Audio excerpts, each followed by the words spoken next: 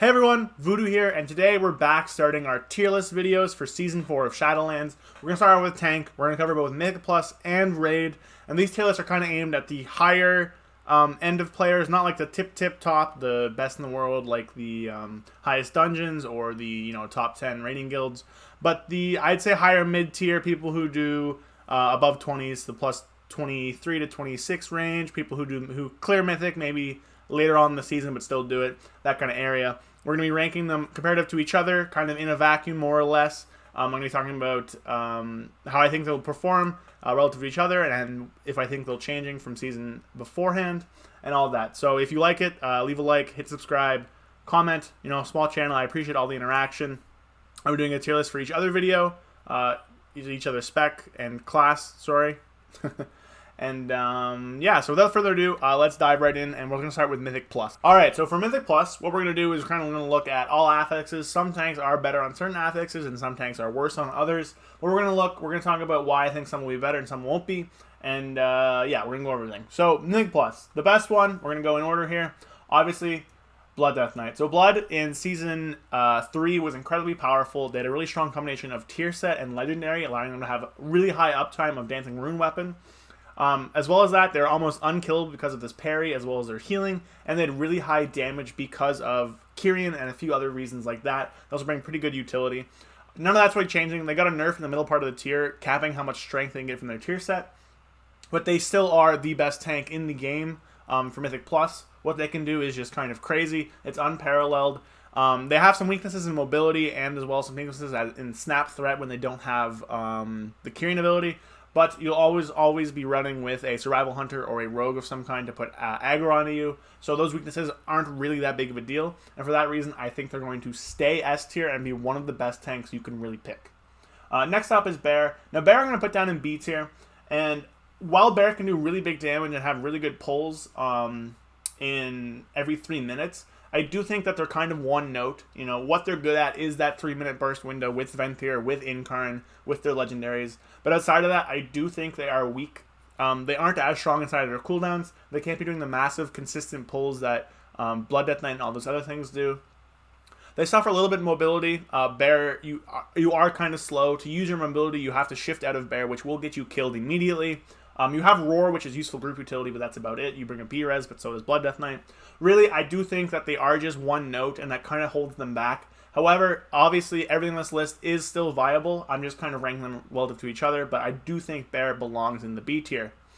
Now, Prot Warrior. Prot Warrior last season, I think, would solidly be in the B tier, but I think that a change they got would put them up in A tier. Now, this change, basically what happened is increases the absorb value of Ignore Pain, as well as increasing the cap to be maximum health, I believe, instead of just twice the value of Ignore Pain, meaning they can get much larger Ignore Pains than they could before.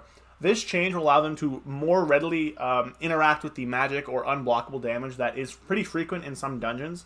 Likewise, there's a lot of mobs coming back in the new dungeons that just don't do anything and just melee.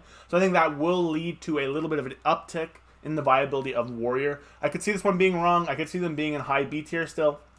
But I am hopeful that they'll having a little bit of a comeback, especially with the options to go either Glory build or Kyrian build. So I do think that Prot Warrior will be at the lower end of A tier.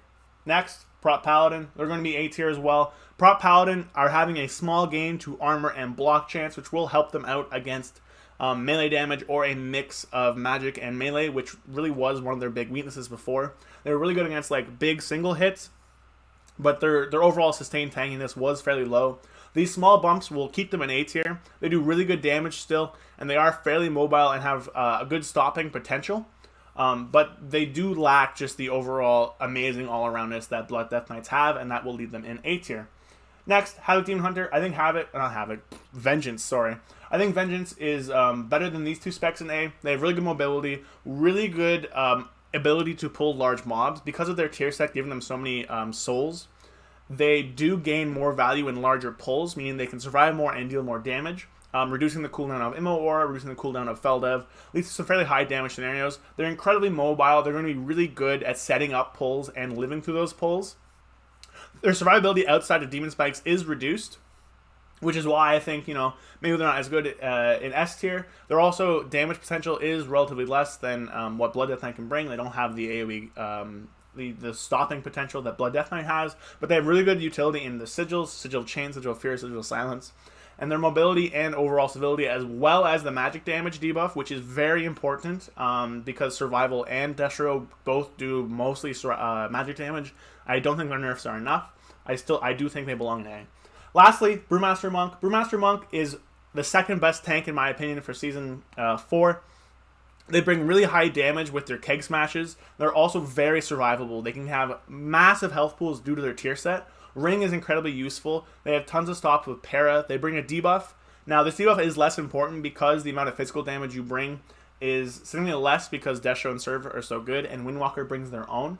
But Brewmaster Monks are very, very self-reliant. They do a ton of damage with Keg Smash. It's actually kind of crazy. And they play almost like a Blood Death Knight with the amount of healing they get from their tier set. So because they're so self-survivable, their utility and their stopping potential is so good, and the fact that they just do a fairly high amount of damage, they are belonging up in the A tier. So that's my thoughts for M+. Pretty quick, pretty rapid fire. We're going to move on to Raid now. All right, so next we're going to be looking at Raids. Now, in terms of Raid, a lot of this is going to be based on damage they can do. All the tanks are fairly survivable. We're going to be having double legendaries, tons of survivability with high gear, tier set off the rip. So I don't think that any tank will really have problems surviving. So this is more about a damage, utility, and Raid utility aspect of what they can bring. Obviously, we're going to start with Death Knight again. Death Knight, one of the highest, I believe the highest single target damage dealing tank in the game.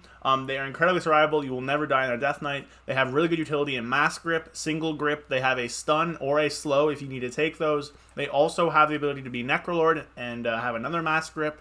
And they bring unnerfed Amzi. So Death Knight's overall one of the best tanks going into Season 4. They're very fun to play too. Death Knights are really survivable and you really can play on your own, and they're just going to be a really good pick.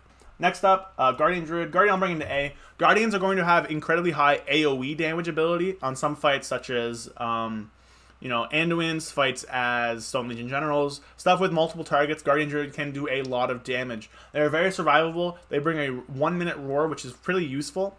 Likewise, if they are off-tanking, they can cat weave and bring a lot of single target damage. Outside of that, their damage while tanking is lower. Likewise, their utility is overall less than stuff that other tanks can bring. And Druids, as of right now, do not bring a necessary raid buff, so I don't believe that Bear deserves an S slot.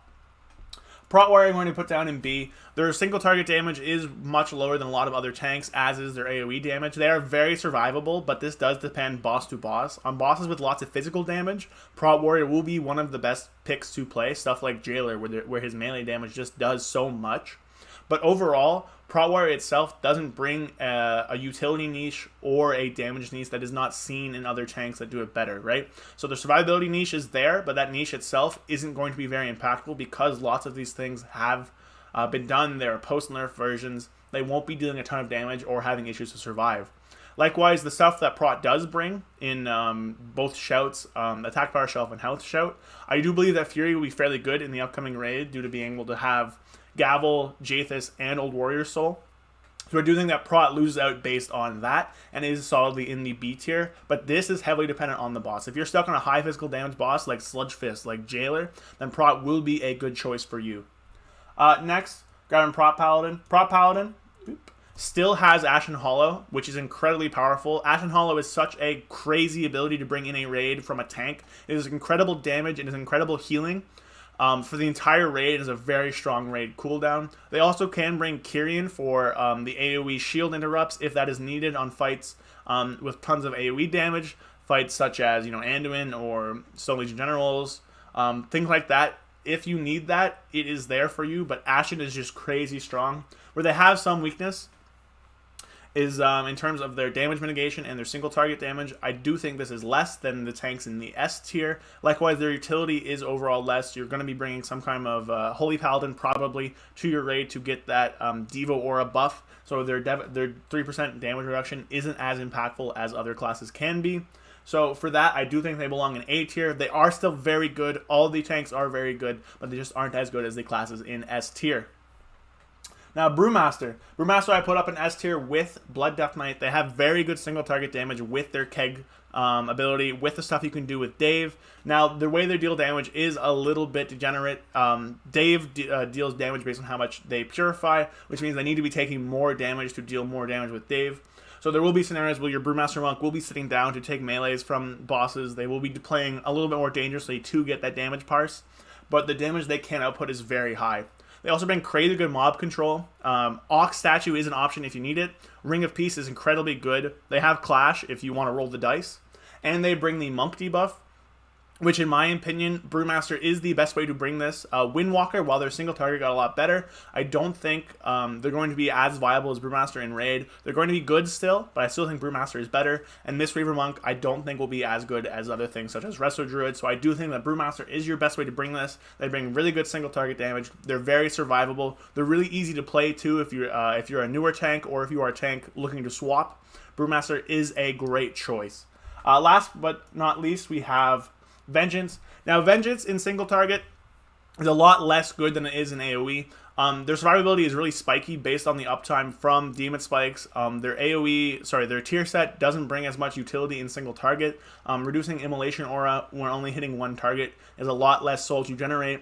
Likewise, Fel Dev just doesn't do the damage in single target that it does in AoE. They do bring some decent enough survivability, but it is very spiky based on Demon Spikes, like I said.